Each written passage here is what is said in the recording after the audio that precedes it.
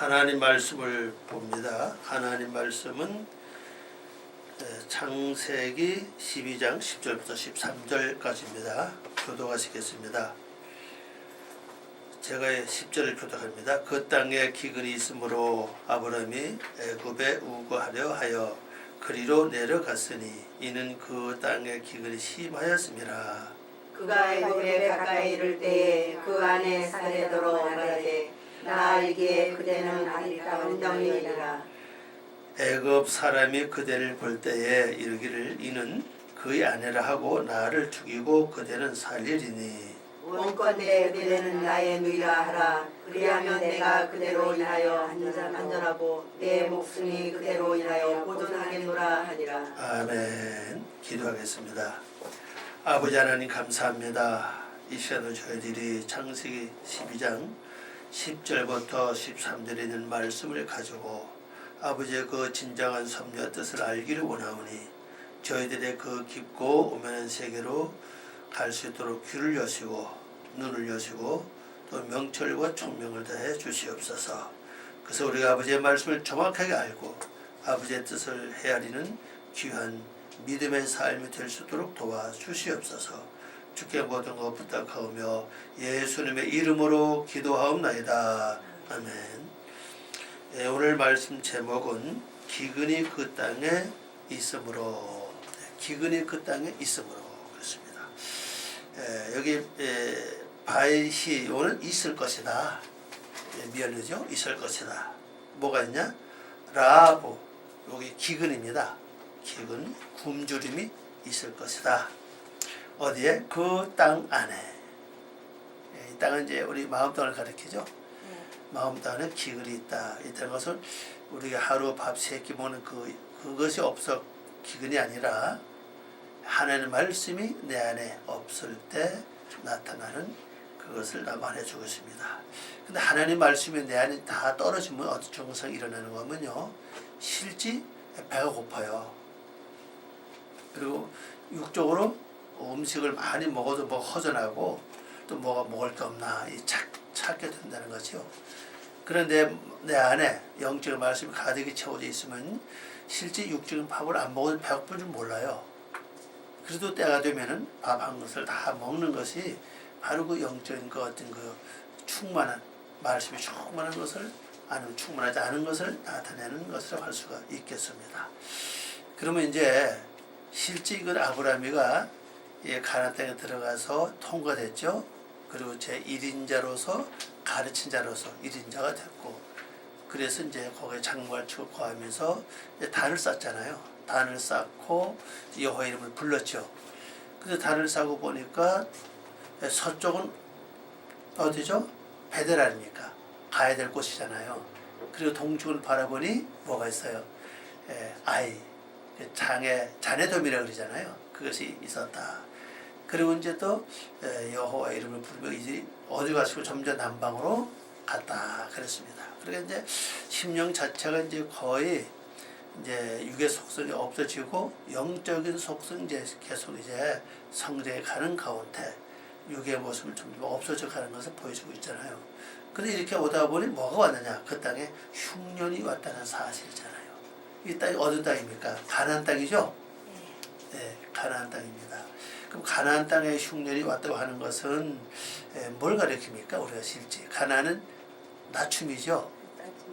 그럼 영적으로 우리 성도가 갈 길은 가나안 땅인데, 그런데 한순간에 나도 모르게 겸손해졌는데 또 여호와 이름을 부르고 내 심령이 점점점 육적인 것이 많아졌잖아요.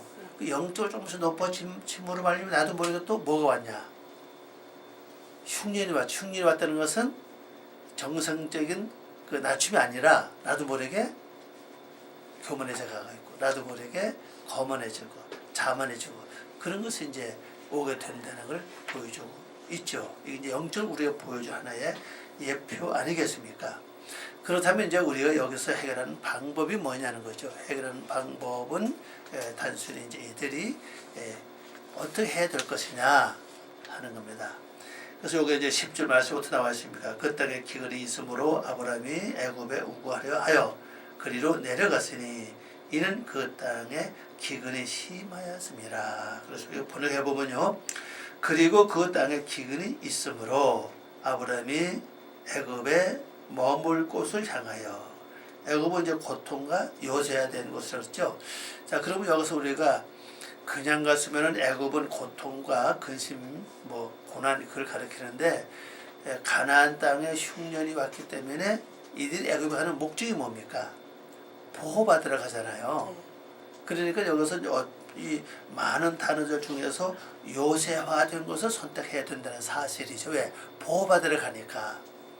오히려 근심과 고통을 쫓아가지 않잖아요. 네. 사람들이 근심을 좋아하고 고통을 좋아하는 사람이 어디 있겠어요.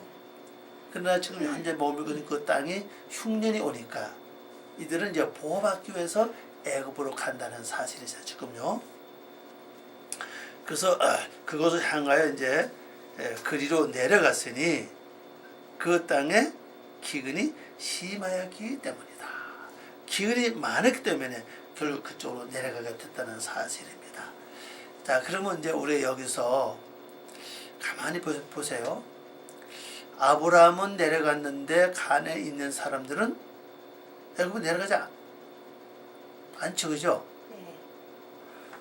왜냐면 가나안에 흉년이 왔으면은 가나안 모든 사람 전부 다 애굽에 내려가서, 애굽 자체는 그 나일강이 있고 아주 그 삼각지대로 아주 곡식이 풍부한 곳이고 물도 뭐 떨어지지 않고 풍부한 곳이니까 그걸 다 가야 되는데 가나안 사람들이 갔다는 얘기는 없다고요.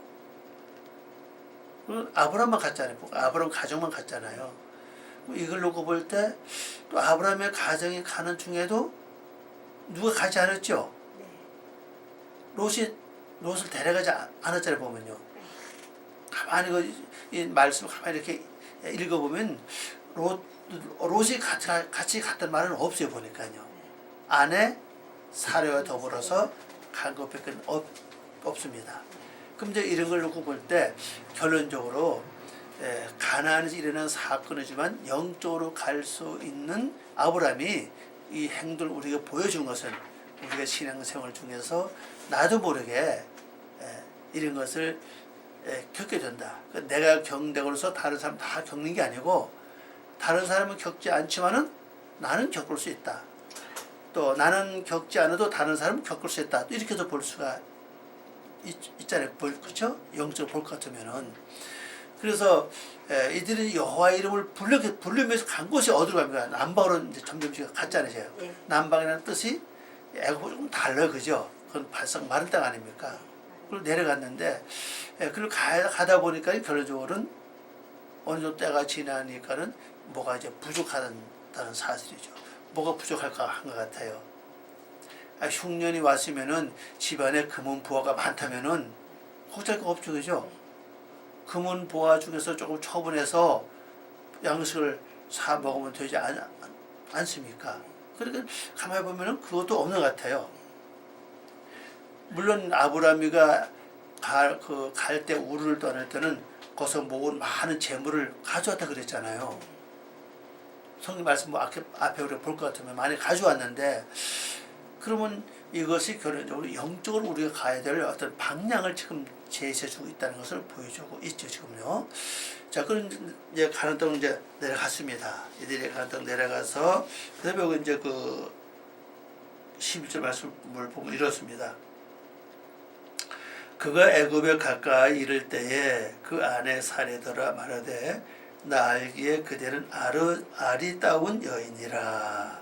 이걸 번역하면요, 아브라함이 애굽에 들어가기 위해 가까이 왔을 때 그 아내 사라에게 말하기를 내가 부탁하니 내가 알기는 당신은 보기에 매우 아름다운 여자이기 때문에. 그래, 아내가 사례가 단순히 아내일 뿐 아니라 우리 성경에서 그냥 아리따운 여인이라고 표현했지만은 원어로 보면 이게 매우 아름답다는 뜻입니다. 원어로 볼 것 같으면요, 아주 매우 아름답다 이렇게 표현되어 있죠. 그래서 아주 매우 아름다운 여인으로 보여진다는 겁니다. 원어로 보면요. 그 밑에 나오죠. 아리따운, 여기 보면 이제 보기에 매우 아름다운, 매우 아름답게 보이는, 그렇게 번역할 수 있다는 뜻입니다. 너무너무 매우 아름답게 보인다는 것이요. 그러니까 자기가 여기서 내려가면 결론적으로 이 아름다운 여인 때문에 자기가 죽을 수도 있지 않겠냐 하는 어떤 그런 이제 염려와 걱정이 왔다는 사실이죠. 자, 그러면 이것으로 한번 생각해 보시기 바랍니다. 생각해 볼 수 있는 것은요, 아브람은 무엇보다도 그 뜻 자체가 뭐죠? 아브람. 아버지는 고귀하다라는 뜻이잖아요. 아브라함하고 또 달라요. 그죠? 아브람하고는요. 아브람 아닙니까? 예, 아버지는 고귀하다는 그 뜻을 갖고 있고, 이제 아버지라는 단어와 높다는 단어 합해져서 이제 합성어가 돼서 아브람 아닙니까? 또 이것을 내용 그대로 본다면은 높은 것의 양육이라는 뜻이잖아요. 네, 무엇이 양육인데? 그러면 여기서 보면은 결론적으로는 여호와를 부르면서 나 자기도 모르는 순간에 남방으로 갔잖아요. 네. 그럼 남방으로 간 것은 마른 땅 아닙니까? 네. 그럼 이 마음 상태가 점점 이렇게 말라지다 보니까 육적인 세력, 육적인 속성이 내 속에 많고 강할 때는요, 그 자체가 마음에 어떤 것이 와요? 넉넉하잖아, 실제요. 근데 갑자기 나를 지탱하고 있던 어떤 그 생각, 어떤 그 사상, 어떤 그 마음이 없어져 버리면요, 그것 때문에 오는 증상이 있다는 사실입니다. 그 증상이 뭐겠느냐? 마치 배가 고픈 것처럼. 그 지금까지는 이게 있어요. 어떤 사람은 그 사람이 그 고집이 아주 그 사람 아주 대표합니다. 이름 딱 부르면은 그 사람 고집 빼놓으면 아무것도 없어. 이렇게 말을 하죠. 그러면 그 사람이 고집이 다 없어지면은 그 사람은 그 사람이 아니에요, 이제. 완전히 다른 사람이 됐다는 사실이잖아요. 그 지금 고집 때문에 견뎌왔고, 지켜왔고, 자기 자신을 보호해왔는데, 그게 없어져 버리니까, 어떻게 보면 이제 새로운 어떤 힘이 필요하다는 사실입니다. 그게 대신 그걸 채워줘야 되거든, 이게요. 그럼 대신 채워줘야 되는데, 그 채워주는 건 지금 아무것도 없다는 사실입니다, 지금요. 아무것도 없는데, 우리 생각 같으면은, 진짜 우리가 믿음에 나중에 이제 믿음이 열조가 되지 않습니까? 믿음이 열조가 되는데, 그렇다면 이미 아브라함이가 말씀을 알았고 여호와 앞에 단을 쌓고 제단을 드렸잖아요. 이제 그 단을 쌓은 것만큼 내 육의 속성은 어떻게 돼가죠? 점점 없어져 가죠. 단을 쌓은 것만큼. 그 지금까지 육의 속성이 나를 지배해 왔거든요. 그럼 육의 속성이 없어지니까 뭔가 모르게 허전하고, 뭔가 모르게 힘이 없고, 뭔가 모르게 아주 기운이 빠지고, 이 실제 옵니다, 여러분. 진짜 한번 해보면 이게 와요, 이게요. 진짜 여러분 속에 육의 속성, 아주 강한 육의 속성이 빠져 나가버리면요, 나도 모르게 힘이 다 쭉 빠지고, 아주 맥이 없고, 힘이 없고, 말할 힘도 없고. 그때서 누워 있으면은 누워 있을 수밖에 없고, 그래도 힘내고 이런 활동하면 또 활동할 수 있고, 이게 와요, 이게요. 그게 결론적으로 어떻게 보면 이게 영적인 가난이 왔다는 뜻이에요, 결론적으로. 이것이요. 영적인 가난이 왔는데, 다시 하나님의 능력으로 채우면 괜찮죠, 이제. 하나님 능력으로 채워지면은, 그것에 나를 다시 지탱할 수 있고 힘이 오는데, 능력을 채울 생각을 안 하고, 지금 어디로 가냐는 사실은 지금요. 애굽으로 내려가고 있죠. 애굽 가는 것은 고통이라는 뜻도 있고, 그 다음에 요새화 되는 곳에서 뜻을 가지고 있죠. 자, 그럼 현재 요새화 되기 전에 어떤 증상이 일어나고 있느냐? 아브라함한테는 어떤 증상이 일어나고 이제 있죠? 자기 아내를 바라보니까 너무나도 매우 아름다워요. 그럼 이 자체가 결국 뭡니까? 근심이죠. 네. 고통이잖아요. 왜? 너무 아름다운 것 때문에 걱정이 근심이 왔어요. 자기는 죽임을 당할 수밖에 없겠다는 이제 고통이 왔잖아요, 지금 현재요. 그래서 지금 이제 아내에게 말을 하고 있잖아요, 지금요. 내가 보기에 당신이 너무나도 매우 아름다운 여자로 보인다. 그럼 내가 그렇게 보일 때 애굽 사람들은 그렇게 보이지 않겠느냐. 이제 그런 내용 아닙니까, 결론적으로는요. 예. 그러면 자, 애굽에 내려가는 게 옳으냐 옳지 않느냐. 우리 지금까지 볼 때는 애굽에 이래도 그냥 가나안에 머물러서 하나님과 더 가까이 나가는 게 기본인데 애굽에 내려간 것 자체가 잘못이다. 이제 그렇게 생각합니다. 저는 그렇게 생각 안 해요. 자, 그다음 절을 보겠습니다. 그다음 절을 보면은 12절이죠. 애굽 사람이 그대를 볼 때 이르기를 이는 그의 아내라 하고 나는 죽이고 그대는 살리리니. 그랬죠. 번역해 보면요. 그 애굽이 당신이 볼 때, 다시 말하면 애굽 사람이죠. 애굽 사람이 당신을 볼 때 어떻게 보이겠느냐. 그들이 말하기를 이 여자는 그의 아내라 하고 나를 죽이고 당신은 살릴 것이니. 자, 이제 보호받기 뭐가 먼저 왔느냐. 고통이 먼저 와서 그죠. 죽을까봐. 두려움이 왔잖아요, 우선요. 그 죽음이라고 하는 아마 고통 중에 가장 큰 고통이 죽음이 아니겠는 사실이에요, 그죠? 가장 큰 고통이 이제 죽음이라는 사실이거든요, 결론적으로. 다른 거보다도 사람에게 주어진 그 생명 자체가 원래는 이게 귀한 거잖아요. 이것이 귀한 거니까 이것 때문에 그 죽는다는 게 가장 무섭고 두렵다는 사실이거든요. 그러니까 보호받기 전에 먼저 이 고통이 먼저 왔다는 사실이에요.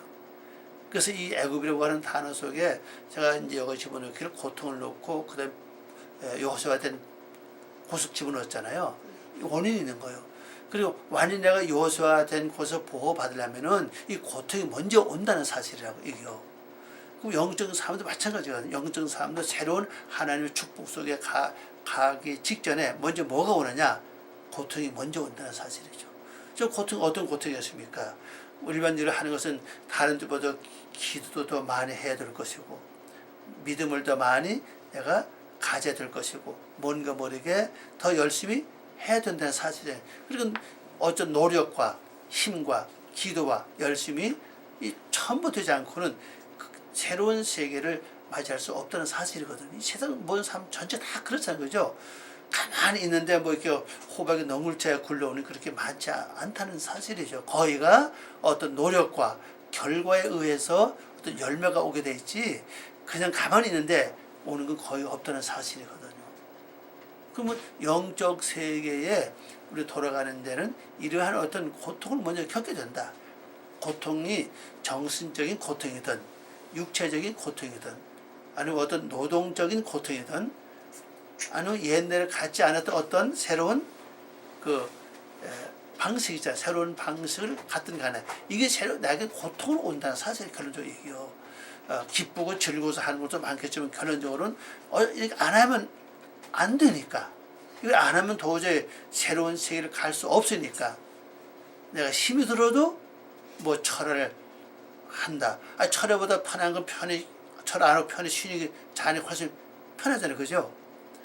아니면 어떤 새로운 세계가 있다면 금식을 하라고 말씀하시면은 금식보다 안 하는 게 훨씬 편하죠. 그렇잖아요. 금식 자체가 뭡니까 결론적으로 고통 아닙니까?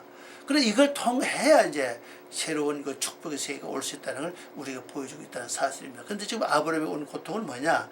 흉년이 오면서 이제 바로 온 고통이 뭐예요? 죽음이란 고통이에요 지금.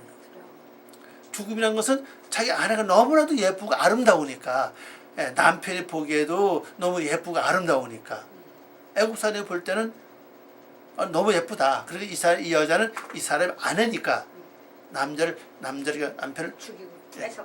죽여버리고 이 여자를 뺏어가면 어떡하냐 하는 그런 고통이 왔다는 사실이죠. 아마 그때 시대는 이런 것이 아마 거의 그렇게 많았던 것 같아요. 그때는요. 그러니까는 여기서 우리가 알 수 있는 것은 나와 함께 있는 이 사례가 누구냐? 이제 둘 아니면 하나는 논쟁적 아닙니까, 그죠? 또 하나는 뭐예요? 지혜잖아요, 지혜. 아내가 누이 아니요. 누이가 지혜 아니요. 그러면 내가 지혜와 논쟁을 하면서 지혜를 통해서 어떠한 새로운 축복이 열려질 걸 지금 우리에게 예고해 주고 있다는 사실이에요. 지금요. 지혜를 통해서 어떤 새로운 축복이 온다. 지혜가 이때고서 금방 뭐 그냥 하늘이 열려져서 뭐 어떤 축복의 벼락이 떨어지는 건 아니잖아요. 지혜가 있어도 어느 정도 그 일을 행했을 때 시간과 어떤 그 기간이 필요하잖아요. 시간과 기간이 지난 후에야 어떤 지혜의 열매가 오는 거지. 뭐 즉시 돌아서는 즉시 어떤 것이 오는 것은 그렇게 많지 않다는 사실이거든요. 뭐 소소한 일은 그렇게 올 수가 있겠지만 큰 것 같은 것은 좀 시간이 필요하다는 겁니다. 어떤 기간도 필요하고 그 기간도 내가 뭘 해야 됩니까? 논쟁. 뭔가 모르게 논쟁을 해야 된다는 사실이에요. 지금 이제 이 사라는 아내는 가만히 있고 말 한마디 안 해요. 여기 말씀 보면 그죠? 네. 안 하고 혼자서 혼자서. 지금 얘기하고 있죠? 네.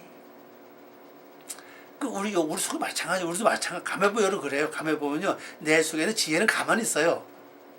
나 혼자서 그냥 논쟁. 논쟁을 벌린다는 사실이죠. 야, 이거 큰일 났다. 아니야, 이렇게 하면 돼. 아, 이렇게 하면 이거 큰일 난다. 이렇게 하면 되지 않는데, 이거보다는 이게 더 낫지 않겠나. 이게 좋겠다. 그러잖아요, 이거. 근데 그 어린아이들 이렇게 노는 거 봐도 그래. 혼자 이렇게 노는 애들 보면요, 꼭 둘이 노는 것 같아. 근데 그것이 어릴 뿐 아니라 우리도 마찬가지인 사실입니다. 우리도요, 혼자서 뭘 할 때 보면은 또 이렇게 했다가 혼자 말하잖아요. 아, 이렇게 하면 좋겠다. 그래서 아니, 이거보다는 이게 더 뭐 좋겠다. 이렇게 하잖아요. 이게 논쟁이라는 사실은. 근데 지혜는 가만히 있다고 그냥요. 그 지혜는 내가 논쟁해서 결정에 따라서 나의 결정에 의해서 이게 움직인다는 사실인데 그렇잖아요. 내가 논쟁하다 보면 거기 답이 나와요. 그럼 내가 그 답을 내가 붙잡았을 때 결정 딱 내리고 나면은 그 다음에 지혜가 이제 일을 한다는 사실을 지금까지 보면. 그 지금 보면은 아내는 가만히 있고 아브라함 혼자서 생각하고 말하고 다 그렇게 하는 걸 이제 볼 수 있습니다. 그래서 여러분들이 이 논쟁을 많이 하는 실제 좋아요. 그래서 사례와 아브라함이 부부인 것처럼 서로 떨어질 수 없잖아요. 그죠? 항상 함께 하잖아요. 그죠? 그러니까 내가 지혜와 이미 결혼했다면은 항상 지혜와 항상 하면서 지혜를 가만두지 말고 뭘 해야 됩니까? 논쟁을 계속 해야 된다는 거죠. 그래야 그 속에 어떤 새로운 것이 열려지고 알아지고 깨닫게 되고 어떤 답이 나온다는 사실입니다. 근데 하루 종일 일주일에 아무 생각 없이 그냥 살아간다면은 논쟁 안 했잖아요. 그러면 그날이 그날이라는 사실이죠. 새로운 변화된 게 없다는 겁니다.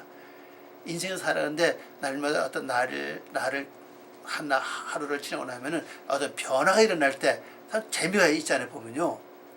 근데 그게 없다면은 진짜 재미가 없죠. 그 다음에 지루하다. 너무나도 이거 무료하다, 지루하다. 이렇게 표현하는 것처럼. 그래서 내 속에 이 논쟁을 많이 해야 돼요. 이미 우리는 논쟁은 이미 하나가 있기 때문에, 논쟁과 대화를 많이 할 때, 논쟁을 많이 할 때 하나님의 지혜가 내게 올 수 있고 하나님의 비밀이 열려질 수도 있고 새로운 방법이 내 앞에 열려질 수 있다는 걸 이제 보여주고 있죠.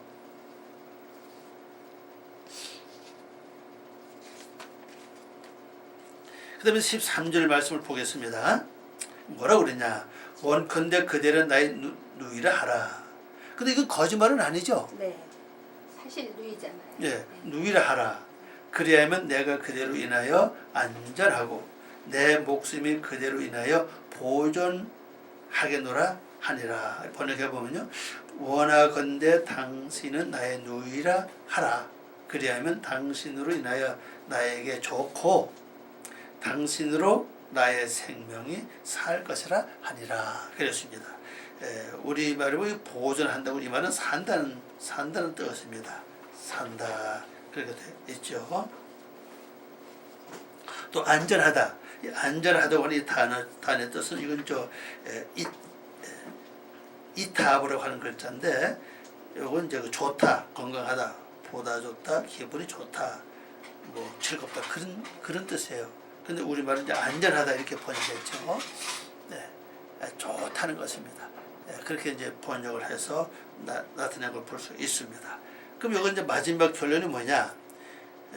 당신은 나의 누이라 하라. 당신은 나의 누이라고 하라. 근데 거짓말은 아닙니다. 분명히 거짓말은 아니고 그렇게 말합니다. 그러면 당신을 인하여 나에게 좋다. 당신 나의 누이라고 하면은 나는 어떤 결과가 오느냐? 내게는 좋아진다는 거예요. 즐겁다, 좋다 그런 뜻을 갖고 있고 당신으로 나의 생명이 살 것이다. 나는 좋고 그다음에 두 가지죠. 나는 좋아지고 좋고 그다음에 목숨이 보존되고 당신이 내가 산다. 자, 그럼 여기 들어봐요. 자, 지혜는 이제 우리에게 준 것은 하나님이잖아요. 하나 그 지혜의 주소는 명철이라고 그랬어요. 다음 말씀 읽어보면 지혜의 주소는 명철이라 그랬습니다.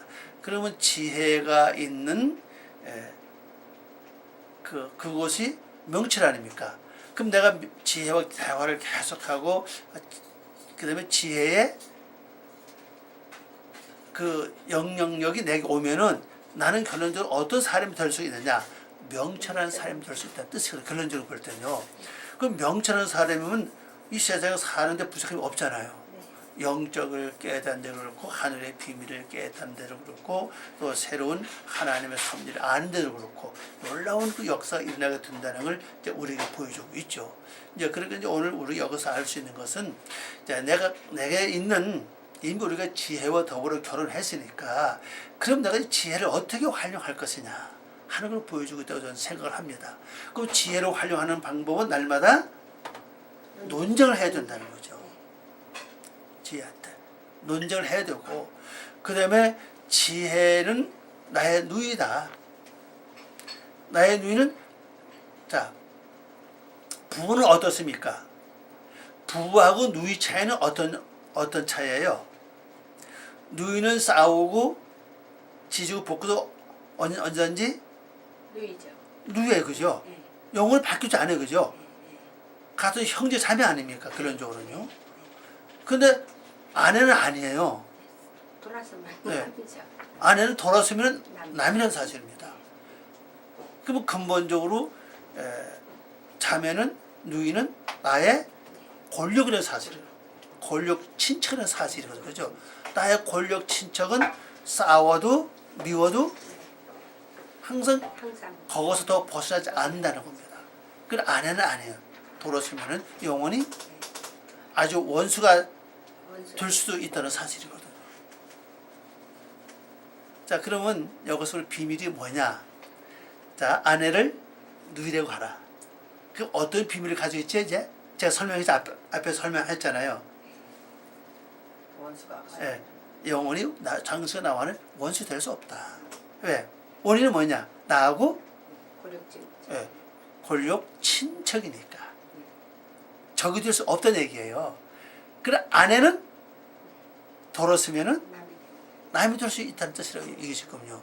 자, 그러면 실제 겉으로는 아내가 더 가까워요, 그죠? 실제는 가까운데 자매는 누이는 그냥 안 해, 그죠? 가깝진 않아도 헤어질 수 없는, 떨어질 수 없는 나의 친척이라는 사실이라. 같은 형제 아닙니까, 결론적으로. 한 부모 밑에서 태어난 같은 권력 친척이라. 이걸 더 우리가 강조하도록 좀 생각을 해요. 그러면 지혜는 나의 누이로 하는 것은 가까이 오면은 아내가 되고, 이제. 그죠? 가까이 오면 아내가 되고 조금 거리를 두면은 누이가 된다. 그래 결국 이 누이가 나를 보호해요. 또 결국 아내가 또 나를 보호가 돼 있죠. 결론적으로 이렇게 해서 이제 오늘 말씀을 보면서 우리가 지혜와 결혼했으니까 누이하고 결혼했잖아요. 누이는 잠언 7장 4절의 말씀 보면은 바로 지혜를 내 누이라 하라 그랬잖아요. 그리고 누이 그 지혜의 주소는 명철이라 그랬습니다. 그럼 내가 명철과 하나가 되면 지혜와 하나 되면 결론적으로 나는 명철한 사람이 될 수 있고, 명철한 사람이라는 것은 하나님의 섭리 비밀을 깨닫는데 아주 앞서갈 수 있다는 걸 우리가 보여주고 있습니다. 그리고 말씀을 행하는데도 앞서갈 수 있다는 걸 보여주고 있잖아요. 그래서 오늘 우리가 아브라함이가 이 대화한, 혼자서 계속 말했습니다. 혼자서 말하는 거. 그러니까 내 혼자서 내 안에서 대화하는 이것이 우리가 생활화돼야 된다고 생각하고, 이 또 생활화돼야만 결론적으로 나는 때가 됐을 때 완전히 보호받을 수 있다. 그래서 아내는 돌아서면은 남이 될 수 있지만은 자매는 누이는 영원히 남이 될 수 없는 그것을 우리가 보여주고 있다는 것을 나타내주고 있습니다. 기도하겠습니다. 아버지 하나님 감사합니다. 오늘도 저희들을 사랑하시고 귀한 말씀을 주셔서 감사드립니다. 저희들이 이미 지혜와 더불어 결혼을 했습니다. 우리 지혜를 그냥 둘 것이 아니라 지혜와 논쟁을 많이 함으로 말미암아 나에게 좋아지고 나의 생명이 살 수 있는 놀라운 그 비밀을 저희들 삶 속에서 알게 하시고 깨닫게 하시고 듣게 하시고 또 배워질 수 있도록 도와주시옵소서. 주께 모든 것 부탁하오며 예수님의 이름으로 기도 올려옵나이다. 아멘.